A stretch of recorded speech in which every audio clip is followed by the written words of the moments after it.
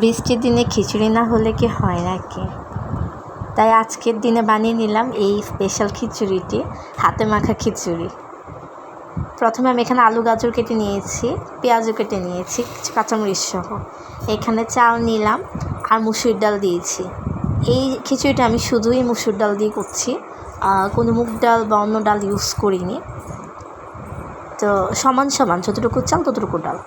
এখানে তেজপাতা দিয়েছি, মশলার মধ্যে ধনিয়া জিরা গুঁড়ো, মরিচ আর হলুদ একসাথে দিয়ে একটু তেলও দিয়েছি, দিয়ে ভালো করে এখানে মিশিয়ে নিলাম আর কি, মেখে নিয়েছি ভালো করে। এই যে বৃষ্টি পড়ছে, রান্নাঘরে জানলা দিয়ে দেখা যাচ্ছে।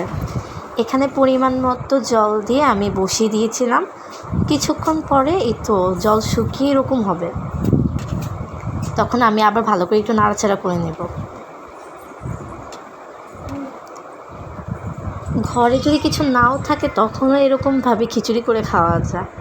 আমি কিছুক্ষণ পর আবার আসলাম, এই যে দেখলাম আমার খিচুড়িটি রেডি হয়ে গেছে। আমের আচার আর শুটকি ভর্তা দিয়ে খিচুড়িটি খেলাম। ধন্যবাদ সবাইকে।